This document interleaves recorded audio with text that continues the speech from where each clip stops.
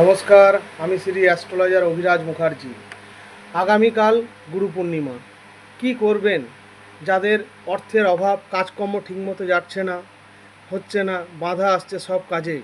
সেই জন্য আগামীকাল গুরু পূর্ণিমা। কী করণীয়, কী করলে কি ফল পাবেন? আগামীকাল আপনারা কেউ কালো পোশাক পরবেন না, কালো পোশাক বর্জন করুন, পারলে হলুদ বস্ত্র পরুন, এবং আপনার যদি দীক্ষা হয়ে থাকে তাহলে সেই গুরুদেবের কাছে গিয়ে প্রণাম করে আশীর্বাদ নিয়ে আসুন। আর যদি কারো দীক্ষা না হয়ে থাকে তাহলে আপনি মনে মনে যে ঠাকুরকে গুরুদেব ভাবেন সেই গুরুদেবকে স্মরণ করে ভগবানের কাছে আশীর্বাদ নিন এবং ঠাকুর ঘরে যান। কালকে লক্ষ্মী এবং নারায়ণের চরণে হলুদ ফুল সমর্পণ করুন।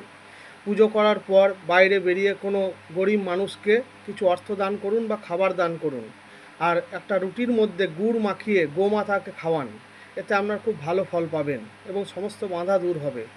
আর সন্ধেবেলায় একটু প্রদীপ জ্বালিয়ে প্রদীপের মধ্যে কর্পূর, লবঙ্গ এবং একটু আখের গুড় দিয়ে ঈশান কোণে জ্বালিয়ে দিন এবং সমস্ত বাধা দূর হবে। জয় মা ইচ্ছাময়ীর জয়।